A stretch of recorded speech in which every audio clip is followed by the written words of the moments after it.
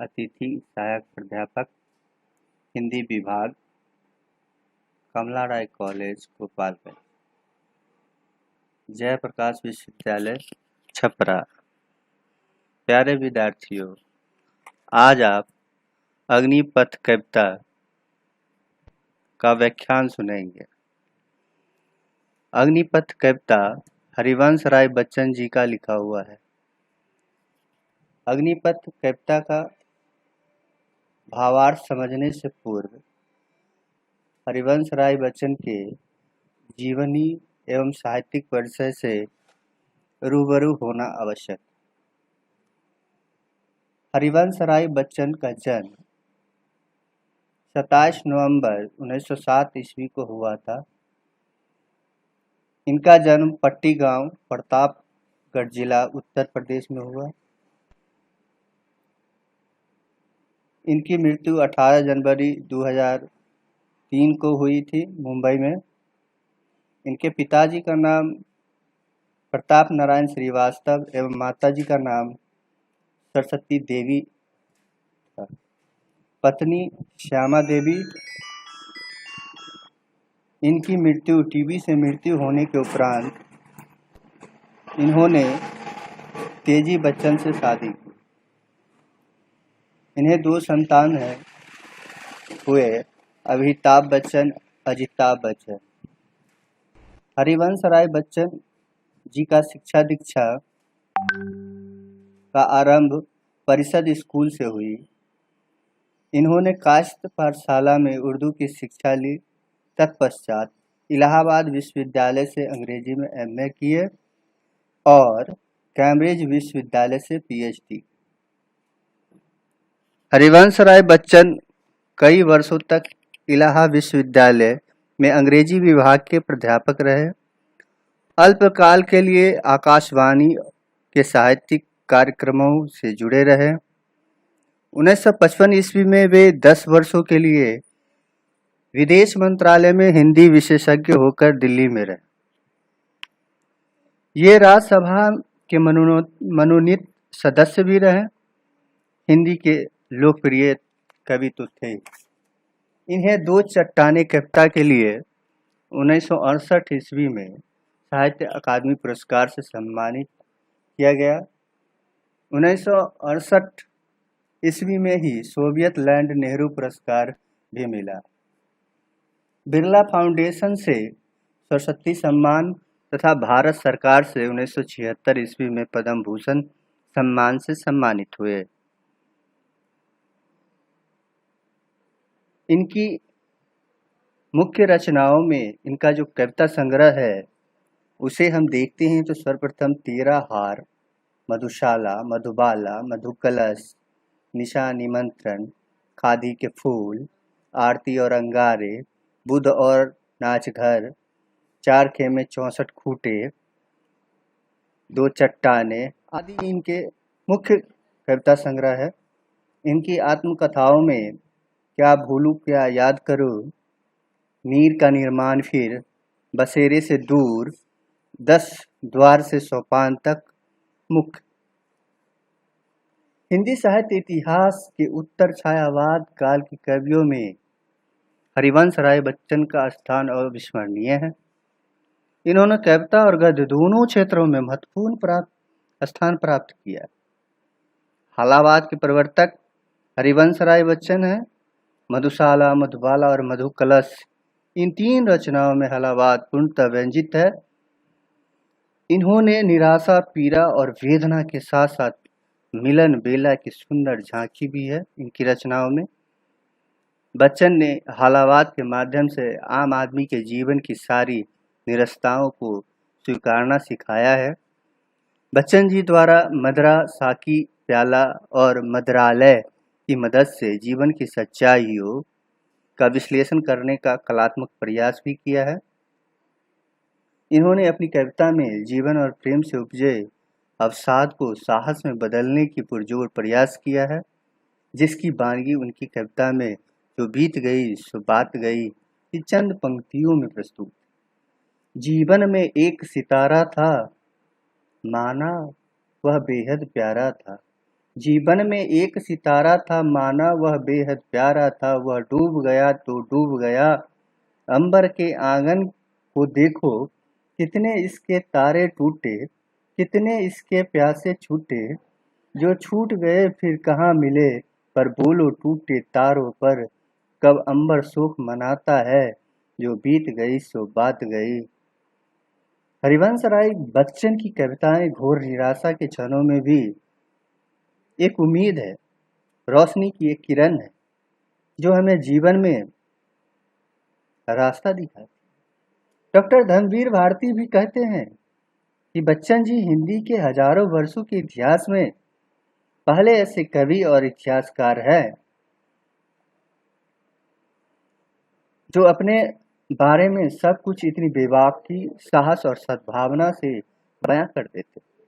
उनकी आत्मकथा आलोचकों द्वारा भी बहुत सराही गई। साहित्य की दुनिया में बच्चन जी अपने अमर गीतों, कविताओं, आत्मकथा के लिए हमेशा सबके दिलों में रहेंगे।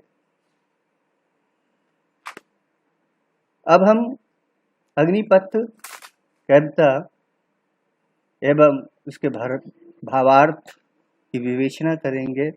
अग्निपथ कविता की शुरुआत से ही अग्निपथ अग्निपथ अग्निपथ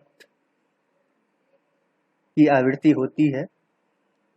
देखा जाए, अग्निपथ अग्निपथ अग्निपथ, वृक्ष हो भले खरे, हो घने हो बरे, एक पत्र छां भी मांग मत मांग मत मांग मत, अग्निपथ अग्निपथ अग्निपथ।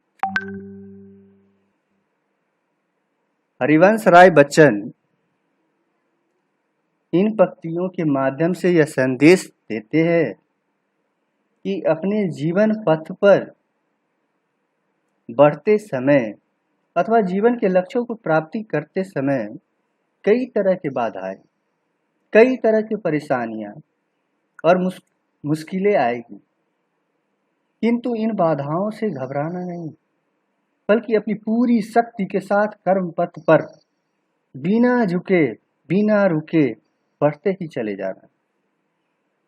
कर्म पथ पर कठिन परिस्थितियों को कर्म पथ पर कठिन परिस्थितियां तो आएगी, और वृक्ष रूपी सहायक लोग, वृक्ष रूपी सहायक लोग, वृक्ष हो भले खरे, वृक्ष जो खरे हैं सहायता प्रदान, छां प्रदान करने के लिए, ये लोग हमारे सगे संबंधी मित्र आदि हमारी सहायता करने आएंगे, सहायता करने के लिए हाथ बढ़ाएंगे, परंतु इनसे सहारा कदापि नहीं लेना है। कभी ऐसा कहते हैं कि हम अगर सहायता लेते हैं तो हम आत्मिक रूप से कमजोर होते, इसीलिए बिना सहायता, बिना सहारा के कर्मवीर की भांति अपना लक्ष्य प्राप्त करने के लिए अग्रसर होते जाना है, आगे बढ़ते चले जाना है। काव्यांश का अगला भाग है, तू न थकेगा कभी, तू न थमेगा कभी, तू न मुरेगा कभी, कर शपथ कर शपथ कर शपथ। बच्चन जी इन पंक्तियों के माध्यम से यह संदेश देना चाहते कि मनुष्य को जीवन के पथ पर कई बाधाओं को सामना करना पड़ता है। तात्पर्य यह कि जब मानव अपने जीवन में लक्ष्य की ओर अग्रसर होता है तो कई ऐसी परिस्थितियां आती है कि मनुष्य अपना धैर्य खोने लगता है, उसका मन विचलित होने लगता है और वह टूटने लगता है। इस समय में भी, इस कठिन परिस्थितियों में भी मनुष्य को घबराना नहीं चाहिए, रुकना नहीं चाहिए और न ही अपनी ऊर्जा को कम होने देना चाहिए।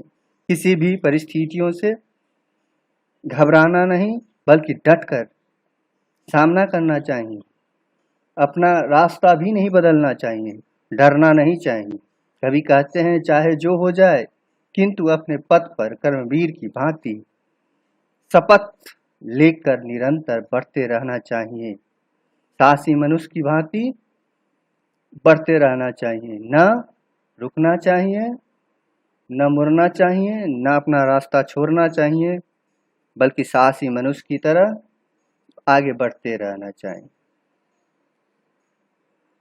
कविता का अंतिम पैराग्राफ है, यह महान दृश्य है, चल रहा मनुष्य है, यह महान दृश्य है, चल रहा मनुष्य है, अश्रु स्वेद रक्त से लथपथ लथपथ लथपथ, अग्निपथ अग्निपथ अग्निपथ।